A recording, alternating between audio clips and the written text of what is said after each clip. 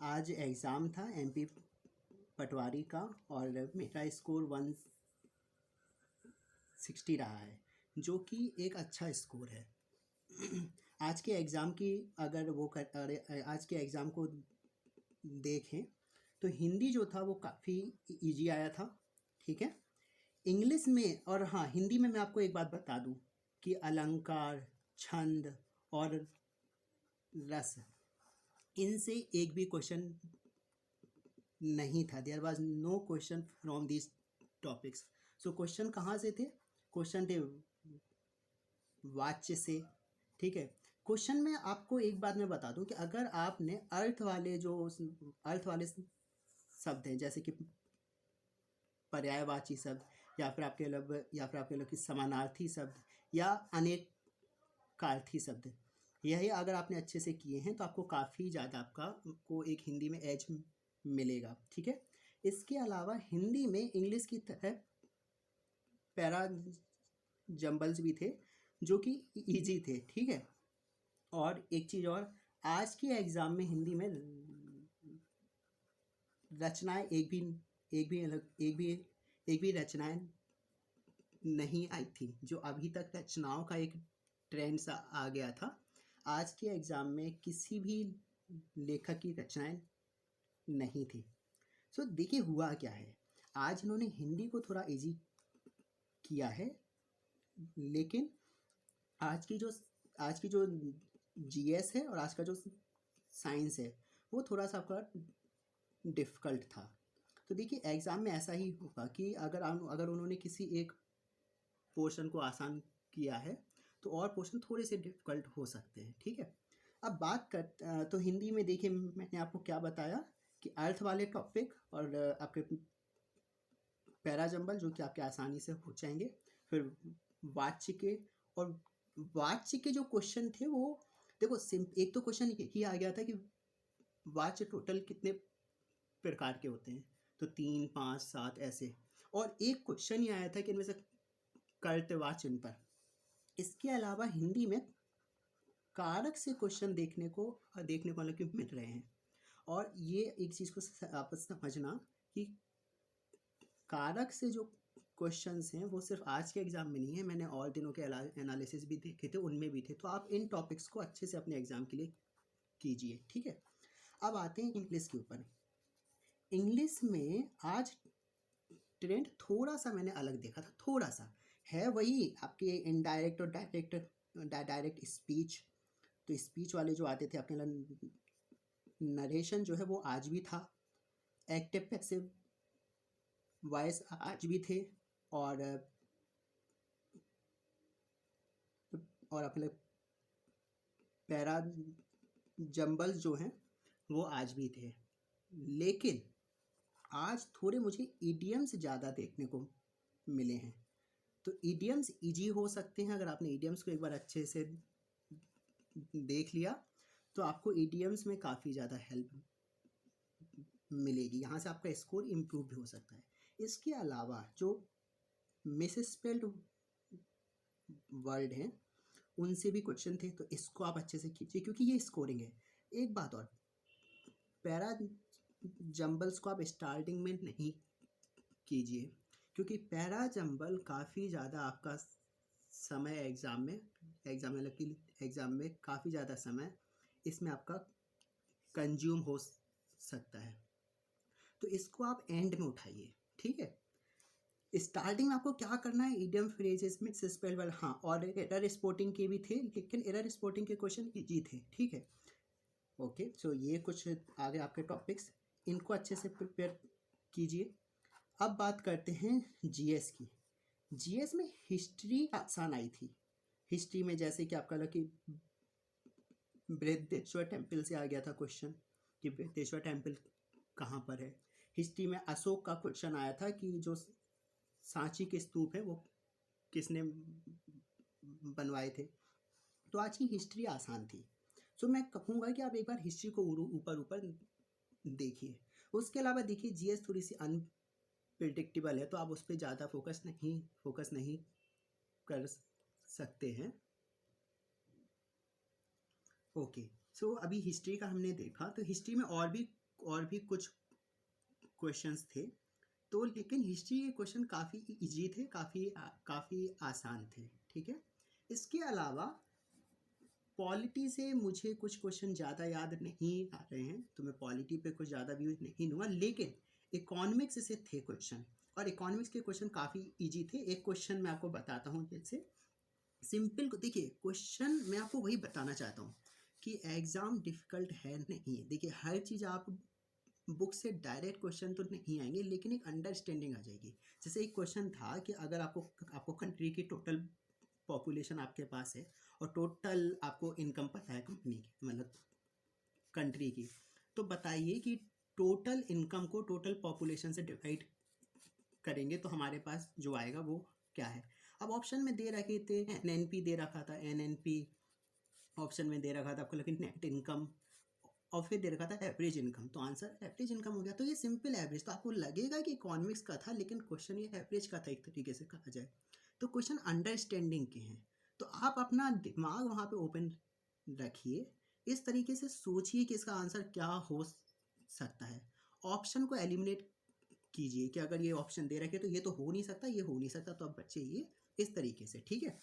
सो GS में, उसके अलावा जीएस में स्टैटिक को थोड़ा सा देखिए अच्छे से, स्टैटिक से क्वेश्चन थे, जैसे मैंने आपको अशोक का बताया, ये इनकम वाला बता दिया, ठीक है। अब बात करते हैं साइंस की। देखिए साइंस में जो फिजिक्स थी, तो फिजिक्स के क्वेश्चन आज थोड़े से आसान थे, बाकी केमिस्ट्री के क्वेश्चन अंडरस्टैंडिंग के थे। जैसे एक क्वेश्चन आया था कि, एक क्वेश्चन था कि इनमें से किसका बॉइलिंग पॉइंट सबसे कम होता है। ऑप्शन था मीथेन, एथेन और क्लोरोफॉर्म। तो अगर थोड़ा सा अंडरस्टैंडिंग है तो आप शायद आंसर बता सकते हैं। जैसे मैंने इसका आंसर क्लोरोफॉर्म किया था, क्योंकि क्लोरोफॉर्म जो होती है वो एक लिक्विड से गैस में कन्वर्ट हो जाती है, तो जिसका बॉइलिंग पॉइंट सबसे वो होगा, लो होगा, वो आसानी से कन्वर्ट हो जाएगा। आई थिंक शायद आंसर सही हो, आई एम नॉट श्योर, तो आप इसको देख सकते हो। लेकिन पॉइंट ये है कि अगर आपको आंसर नहीं भी आ रहा है, फिर भी थोड़ा सा दिमाग लगाइए कि क्या आंसर हो सकता है, ठीक है। फिजिक्स से आसान आसान क्वेश्चन थे, बेसिक आपको डेफिनेशन अगर आपको आती हैं तो आप आसानी से आंसर बता दोगे। बायो थोड़ा सा डिफिकल्ट थी, कुछ क्वेश्चन इजी थे। एक क्वेश्चन आया था आपका कि, एक क्वेश्चन था आपका कि युग लीना जो है वो किस उसमें आता है, किंगडम में आता है। तो ऑप्शन थे एनिमल किंगडम, प्लांट किंगडम। तो यहाँ से तो आपको इससे टॉपिक आ गया समझ में कि आपको क्या देखना है, ठीक है। अब आता है एक बहुत ही इंपॉर्टेंट पार्ट, जहाँ से मैं बताऊँगा आपको कैसे स्कोर करना है। देखिए अभी तक का जो मैंने आपको बताया, हिंदी बताया, मैंने इंग्लिश बताया, फिर मैंने जीएस का बताया, देन बताया साइंस का। हिंदी काफ़ी इजी थी, इंग्लिश को आप बता सकते हैं कि मॉडरेट थी, क्योंकि इंग्लिश में जो पैराजम्बल हैं वो थोड़े से डिफिकल्ट थे, लेकिन और जो इंग्लिश थी वो थोड़ा सा इजी थी।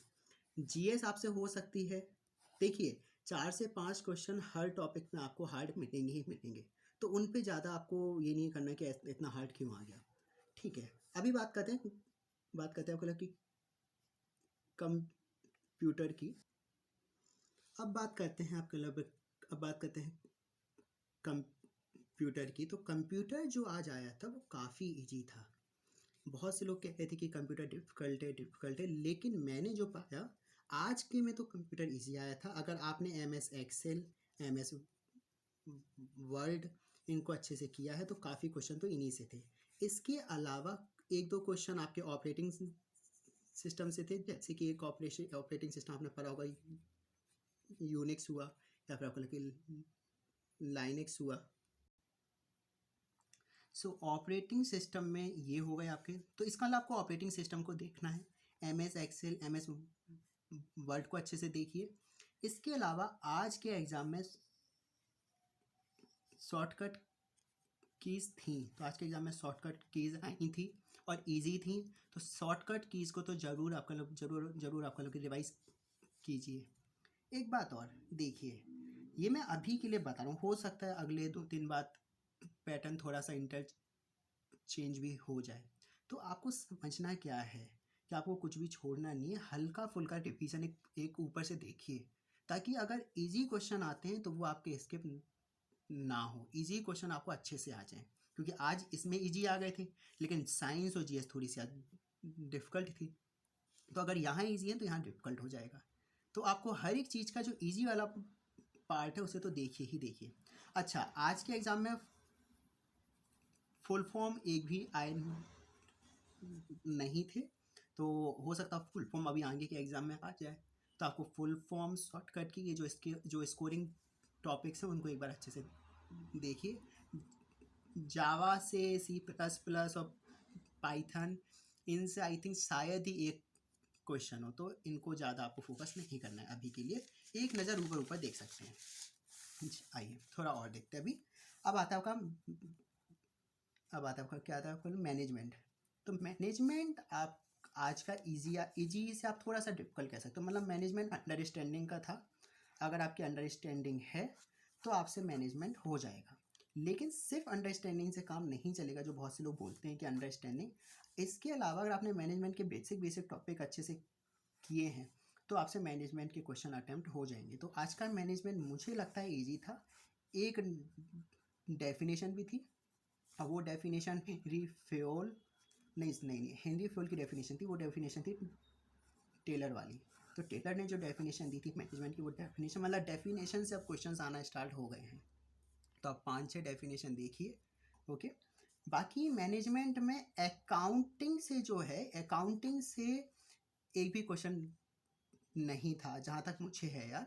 तो क्योंकि अकाउंटिंग थोड़ा सा डिफ़िकल्ट भी है, और तो आज जो ज़्यादातर क्वेश्चन देखे वो अकाउंटिंग से ना देखे, मैनेजमेंट का जो स्पेसिफिक पोर्शन है उससे देखें, ठीक है। तो मैनेजमेंट आज का इजी था। इजी मतलब एकदम इजी नहीं बोलेंगे, क्योंकि देखो जिसके स्कोर नहीं है, जैसे मेरा स्कोर आ गया तो मैंने कह दिया इजी है। तो लेकिन अगर आपने बेसिक किया तो ऐसा नहीं है कि अगर मैनेजमेंट के 20 से 22 क्वेश्चंस हैं तो आपसे ऐसा नहीं है कि एक भी क्वेश्चन ना हो, ठीक है। बाकी हाँ एक बात और, अभी तक जो मैनेजमेंट 140 से और 160 के आसपास आ रही थी क्वेश्चंस में, आज थोड़े से मुझे मैनेजमेंट के क्वेश्चन रीजनिंग के बाद भी देखने को मिले थे। और रीजनिंग आज आपकी स्टार्ट हुई थी 91 के आसपास से। तो आज थोड़ा सा आपको समझना है कि एग्ज़ाम में पैटर्न क्या हो गया। आज पहले उन्होंने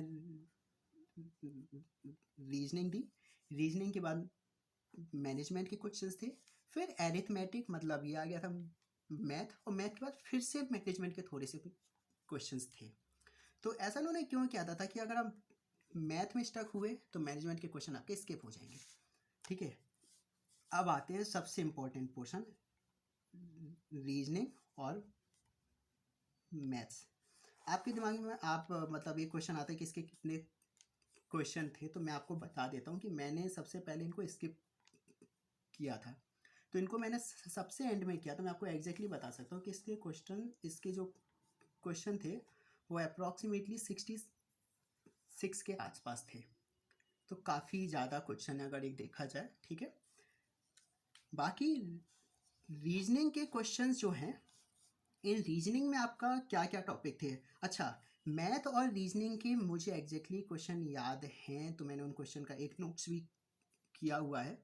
तो मैं अभी इस वीडियो में तो नहीं, लेकिन इसके बाद जस्ट एक वीडियो में अपलोड करूँगा जहाँ पे मैं ये जो क्वेश्चंस थे, जैसे कि मैंने इसमें थोड़ा सा बनाया हुआ है कि क्या क्या क्वेश्चन मुझे मिले थे। जैसे कि मैथ में अगर देखूँ तो मैथ में देखिए CISI से आज क्वेश्चंस थे, और करीब 4 से 5 क्वेश्चन CISI से थे, और प्रॉफिट एंड मतलब लॉस से भी थे। CISI में 4 क्वेश्चन में 2 क्वेश्चन काफ़ी ज़्यादा डिफ़िकल्ट थे, और बाकी के जो आप कह सकते हो क्वेश्चन 3 के आसपास, वो 3 इजी थे, लेकिन उनमें भी आपकी अंडरस्टैंडिंग आपके मतलब की होनी चाहिए। अब ऐसा नहीं हो सकता है कि आपने सीधे उठाया और आपने सोचा कि डायरेक्टली हो जाएगा सॉल्व, नहीं, आपको थोड़ा सा अंदाज़ा होना चाहिए वहाँ पे, ठीक है। इसके अलावा प्रॉफिट एंड लॉस के क्वेश्चन मतलब कि डिफ़िकल्ट थे या आसान नहीं थे। मैथ्स में इजी क्या था, अगर हम देखिए, और अच्छा और टॉपिक क्या क्या है, CISI हो गया, प्रॉफिट एंड लॉस, क्या मिक्सचर एलिगेशन का एक क्वेश्चन था, सिर्फ एक क्वेश्चन, लेकिन वो एक क्वेश्चन काफ़ी डिफिकल्ट था। वो क्या था मैं आपको बताता हूँ। वो क्वेश्चन था आपका, मतलब वो क्वेश्चन था वो क्वेश्चन था this sorry so mixture and alligation में एक कंटेनर से दूसरे कंटेनर में मिक्सर को आपने डिस्प्लेस किया है। सिंपल इतना आसान नहीं था, उन्होंने उस क्वेश्चन को काफ़ी ज़्यादा डिफिकल्ट किया था कि इससे डिस्प्लेस किया और इस अनुपात में किया। इसका अनुपात ऑलरेडी दिया था। ये क्वेश्चन था 22 लीटर का, इसमें सॉल्यूशन था। इस सॉल्यूशन का अनुपात इन्होंने अलग दिया हुआ था। उससे जो मिक्सचर डाला था वो किसी अलग ही अनुपात में था। फिर इस क्वेश्चन को करना था, ठीक है। तो ये का थोड़ा सा डिफिकल्ट था मेरे अकॉर्डिंग। तो बाकी CISI हो गया, प्रॉफिट एंड लॉस हो गया, है ना, एंड मिक्सचर एंड एलिगेशन हो गया। इसके अलावा एरिथमेटिक का जो पार्ट्स, जो आपका पोर्शन था सिंपल वाला, कि आप एक तो नंबर सीरीज हुआ वहाँ से। अच्छा, एवरेज के क्वेश्चन आसान थे, ठीक है। नंबर सीरीज हो गया, एवरेज हो गया।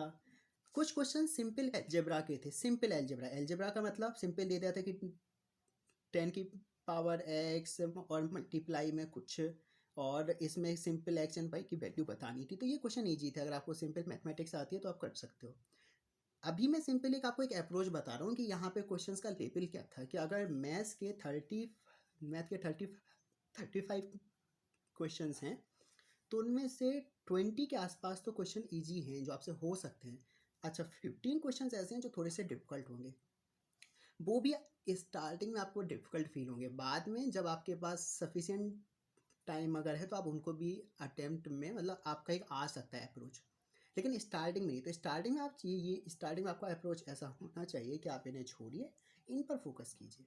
ये क्वेश्चन कैसे थे देखिए, सिंपल क्वेश्चन भी आए थे। एक क्वेश्चन मुझे याद आ रहा है कि 45% ऑफ समथिंग प्लस फिर 58% of something plus 69% of something, मतलब एग्जैक्ट फिगर नहीं है, यहाँ पे लिखा था 18,800 ऐसे।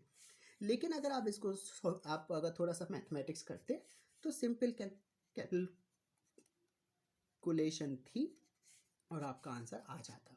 मतलब आज की मैथ में आपका कैलकुलेशन स्ट्रॉन्ग होना चाहिए। बॉड मास के ऊपर भी क्वेश्चन थे, ठीक है।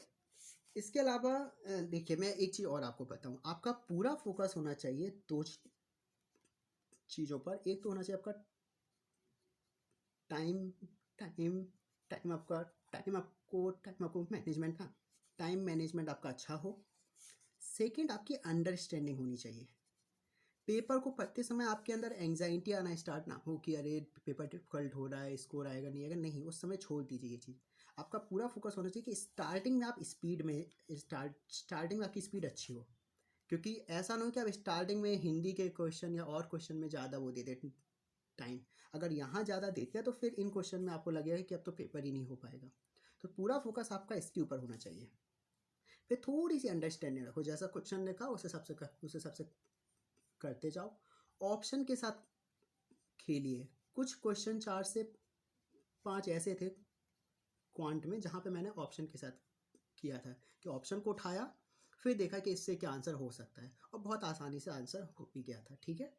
सो ये एक अप्रोच है। इसके अलावा अगर आपके पास टाइम है तो मैं आपको दिखाता हूँ, क्योंकि मेरा स्कोर आपको आश्चर्य होगा। देखिए, मैं आपको कुछ इंटरेस्टिंग चीज़ दिखाऊँ तो टेक्स्ट बुक के जो अभी इन्होंने टेस्ट अपडेट किए हैं, जो अभी एकदम लेटेस्ट में, मैंने कल ही एक दिया था टेस्ट। अगर आपके पास टेक्स्ट बुक का सब्सक्रिप्शन है, मैं ये नहीं कह रहा कि अलग से लो, अगर है ऑलरेडी, क्योंकि आजकल होता है, तो आप इसके जो एडवांस वाले टेस्ट जो अभी आए हैं उनको दीजिए। वो इन लोगों ने काफ़ी हद तक कोशिश की है कि जो एग्ज़ाम का पैटर्न है उसके अकॉर्डिंग क्वेश्चन दे। एग्जैक्टली तो किसी ने नहीं दिया है, क्योंकि पेपर काफ़ी अलग वहाँ आ रहा है और यहाँ काफ़ी अलग है। लेकिन आप फिर भी इनको एक बार दे सकते हैं, स्पेशली ये जो टेस्ट 4 और टेस्ट 1। देखिए, मैंने कल ही शाम को टेस्ट 4 दिया, मेरा इसमें भी स्कोर 160 ही आया था, एग्जैक्ट सेम स्कोर जो आज आया है। इसके अलावा मैंने जो पहले के टेस्ट दिए थे उनमें भी मेरे स्कोर 163 और 165 ही आ रहे थे। सो इन ये जो टेस्ट हैं, बाकी और मत दीजिए, क्योंकि ये जो इसके अलग टेस्ट हैं ये थोड़े से अलग हैं, ये बहुत ही आसान है। तो इनको नहीं, आप इन 4 टेस्ट में से एक टेस्ट जरूर दीजिए और पूरा फोकस होना चाहिए आपका स्पीड के ऊपर कि अगर आपका ये एग्ज़ाम पेपर हो जाते हैं तो वहाँ पे भी आपका एग्ज़ाम पेपर आसानी से हो जाएगा। सो बस इसमें इतना है। तो आपको आपके एग्ज़ाम के लिए ऑल द बेस्ट। एंड साथ ही अभी मैं एक वीडियो में मैथ के जो क्वेश्चन थे उनको अपडेट करूँगा। आई थिंक शायद आपको उससे थोड़ा सा अंदाज़ा लग जाए कि क्या थे क्वेश्चन, क्योंकि मैंने क्वेश्चन को थोड़ा सा सोचा तो मुझे कुछ क्वेश्चंस आए समझ में। 30 के आसपास में मेरे पास क्वेश्चंस अभी हैं जो मैंने आज पूरे दिन दिमाग लगाया कि क्या क्या थे। तो अभी मैं उनको अपडेट करूँगा तो उनसे आपको समझ में आ जाएगा कि मैथ के क्वेश्चन का एक जो लेवल है वो कितना ऊपर था और कितना आसान था। ठीक है, ऑल द बेस्ट।